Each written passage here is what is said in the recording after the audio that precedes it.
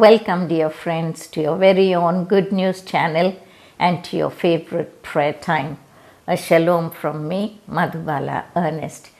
We are grateful to God for giving us yet another week to come into His presence, to sit together and have fellowship, and also to learn from His Word and to pray together. Friends, it's always a pleasure to come to you and to share your problems, even as you call us on the numbers that are given below and share your problems. Be assured of our prayers. We do pray for you, even in the comment section of YouTube when you give any comments, or even when you wish us.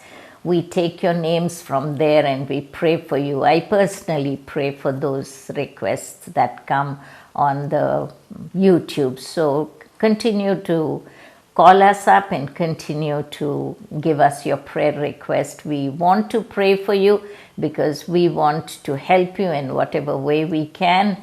And please do remember to like and share the YouTube as you watch it, so that others also will be blessed. And before we go any further, shall we look to the Lord in prayer? Heavenly Father, as we bow our heads in your presence, we just want to offer praises and thanksgiving to you for this beautiful time that you give us week after week when we come together in fellowship to talk about you and to talk to you, and Lord, to have fellowship with you. Holy Spirit God, we pray that you will take control of this time. Please remove every distraction and disturbances, and we pray, Lord, that you will anoint this time, that, Lord, we would be able to absorb the word, understand the word, and that we would not be just the hearers but the doers of the word. We also pray for all our friends, that you will meet each of our friends at the point of their need, whatever be their, Lord, need that they stand in need today. We pray that you will supply them from the riches of your glory. And Lord, that you are God El Shaddai, an all-sufficient God, and we depend on you for all our needs. We thank you, we praise you, and we honor you. Giving this time into your hands, we ask in the most exalted and matchless name of our Lord and Savior Jesus Christ. Amen, amen, and amen. Friends, we would like to continue from where we left off last week. And we had been doing John chapter 19, and we were at the 30th verse. And it says, when Jesus therefore had received the vinegar, he said, "It is finished." And he bowed his head and gave up the ghost. And last week we had seen from Isaiah 61 as to what God has finished. It is finished. Jesus said, "It is finished." And so we did a checklist, and we were checking out what are the things that Jesus has finished on the cross. What did Jesus mean when he said it is finished? What did he mean that he has completed? He has, as we were saying, mission accomplished. And so last week we did that, and this week we will still continue on the same subject, because there is another checklist that is found, and it is found in Isaiah 53, and we would be doing that checklist, and we'll be seeing now whether that checklist was completed or everything that was spoken of was finished.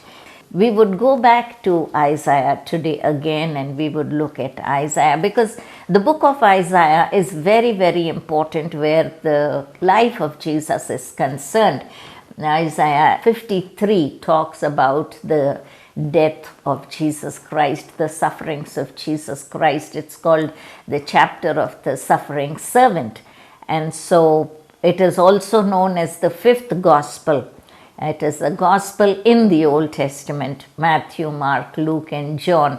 Those are the four gospels in the New Testament. But this book, this chapter 53 of Isaiah, also is known as the gospel. This book was written 700 years before Christ. And it is amazing to see that 700 years before Christ could be born, Isaiah had written these words about him and how accurate they were and how to the point they were fulfilled in Messiah. Only if God was involved in this matter could this have happened, or else it was impossible for what was spoken and what happened to coincide and to come together. Isaiah has 66 chapters, and these chapters correspond with the number of books in the Bible. Bible has 66 books, and the book of Isaiah is divided into two distinct sections. And the first section is like the Old Testament, 39 the books in the Old Testament, and there are 39 chapters. Chapters 1 to 39 is the first section of Isaiah, and this talks about the judgment of God on his people Israel. And the second section is from 40 to 66, which is 27 books, and New Testament has 27 books. And the last 27 chapters talk about salvation and the grace of God, and it highlights the salvation that comes through Jesus Christ, the Messiah. And also there are 4 poetic servant songs, and these are found in chapter 42, chapter 49, chapter 50, and chapter 53. We are going to do that which is found in chapter 53 because it talks about the suffering servant. And that is also a checklist of what was finished on the cross. And even as we read this, we will find as if someone is standing at the foot of the cross and giving a running commentary of what is happening. And so let us look at the 53rd chapter. But before we go into the 53rd chapter, as an intro to the 53rd chapter, let us start at the 52nd chapter. And we will start from the 6th verse and see what this chapter is all about. And it's in the 53rd that we will do the checklist, but we start in the 52nd chapter of Isaiah. It says, "Therefore my people shall know my name, therefore they shall know in that day that I am he that doth speak, behold, it is I." So God, Jehovah, is talking, and he's saying he wants his people to know his name. He says, "Therefore my people shall know my name."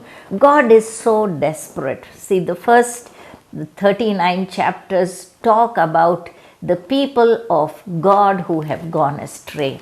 They are leaving the true and living God, and they are going into idolatry. They are running after the customs and traditions of the heathen people.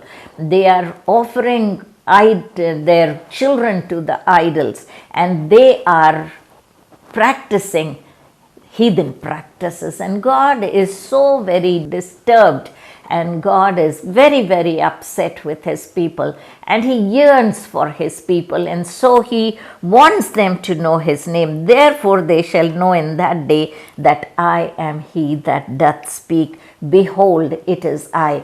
God is making desperate moves, desperate calls to his people to come back to him. And he talks about in the next verse, "How beautiful upon the mountain are the feet of him that bringeth good tidings, that publisheth peace, that bringeth good tidings of good, that publisheth salvation, that saith unto Zion, thy God reigneth." My dear friends, this is the gospel message. This is the verse that begins to talk about salvation that is going to come to the people of Israel. And he says, "How beautiful upon the mountain are the feet of him that bringeth good tidings," or the gospel, or the good news. So God loves those feet. My dear friends, all of us are so very concerned about our face. And we take so much care with all the creams and all the powders and makeup, whatever we do to make our face look beautiful. We do exercise and we do dieting to maintain our body. But how many of us are really concerned about our feet? How many of us take good care of our feet? How many of us can say, my feet are beautiful? Here it doesn't mean beauty in appearance, but it means when the feet go walking, carrying the good news, those feet are beautiful. And God loves to see those feet.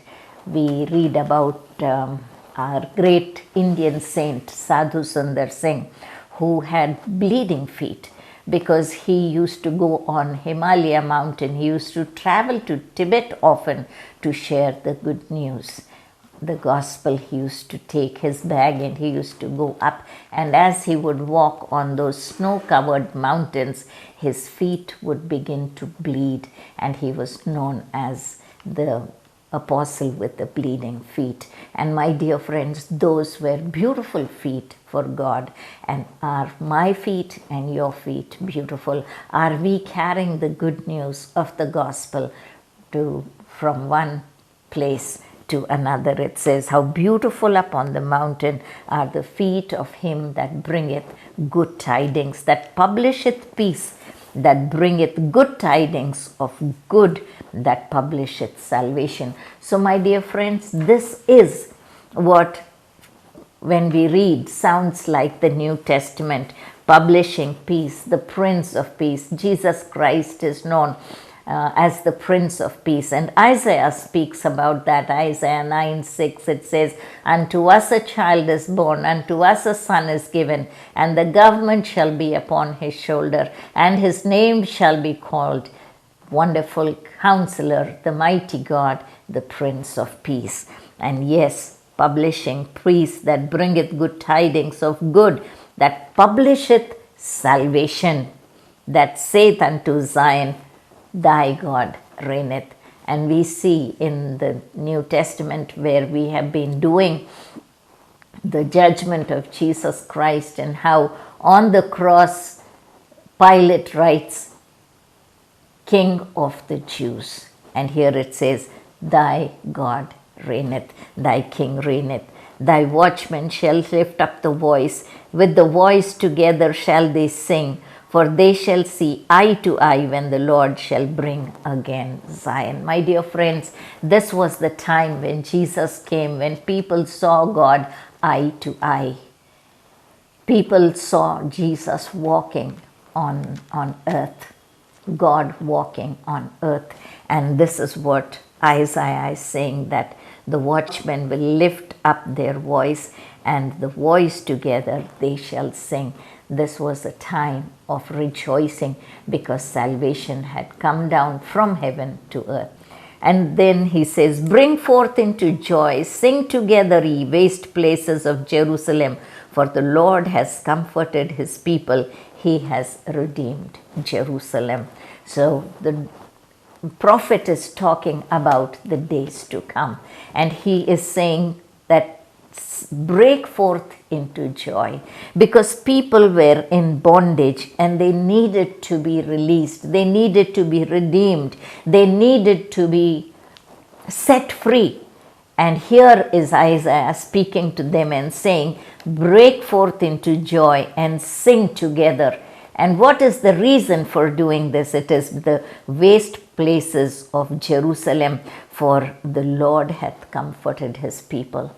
In the 40th chapter of Isaiah, we read, comfort ye, my people. And the 40th chapter of Isaiah talks about John the Baptist. John the Baptist, who came before Jesus Christ to prepare the way. And it says, prepare ye the way of the Lord. For the Lord hath comforted his people, it says, and he hath redeemed Jerusalem. This is talking about salvation. This is talking about redemption, when nobody knew what was going to happen. Isaiah was prophesying of the days when Christ the Messiah would come to redeem his people. The Lord hath made bare his holy arm in the eyes of all nations, and all the ends of the earth shall see the salvation of our God. So very clear, my dear friends. It says the Lord has bared his holy arm. Truly, the Lord's strength was manifested in Jesus Christ. The Lord revealed himself in the form of man, even as he came as Jesus Christ into the world to save sinners, to bring salvation of the Lord. It says, Depart ye, go ye out from thence, touch no unclean thing, go ye out of the midst of her, be ye clean, that bear the vessel of the Lord. So God is talking about holiness. He's talking that we who carry the presence of God, and we, the vessels who carry the Spirit of God in us, we are supposed to keep ourselves clean. We need to purify ourselves. We need to keep ourselves holy. For the Word of God says, Be ye holy, for I am holy. Friends, you and I were chosen as vessels from time immemorial, because the Word of God says, He chose us even before the foundations of the world. So we are a chosen generation. We are a royal priesthood. We are a peculiar people. We are a holy nation called forth out of darkness into his marvelous light. He says, For ye shall not go out with haste, nor go by flight, for the Lord will go before you, and God of Israel will be your reward. So God is going to go before us, God is going to be behind us, and God is going to lead us and guide us in the way that we need to go. So God is going to be so very clear in guiding us that there will be absolutely no mistake whatsoever about the plan of salvation. He will not leave us in obscurity. He will not leave us in confusion or dilemma, but he will make it very, very clear and pinpoint to us the way of salvation. He says, Behold, my servant shall deal prudently. He shall be exalted and extolled to be very high. Now he's talking about his son who's going to be a servant, who's going to be a slave. Why would the son be a servant and be a slave? Friends, when a son is in the house, he does what he wants. He is under his father. He has to follow certain discipline and certain way of his living, but he's a free man, because he does what he feels like. He has the liberty. He wants to eat something, he goes into the kitchen and he opens the fridge, he takes what he wants, and nobody stops him from doing it. He goes out and comes in from the house, he demands the things that he has a right to, and he gets it, and his father gives him the facilities of being the son of the house. He is free. But a servant does not have that. A servant has to do just what the master desires. A servant receives orders and fulfills the orders. The task is given and the task needs to be finished. And that is what the servant or the slave does. A servant or a slave does not have a mind of his own to live the way he likes, as long as he is under his master.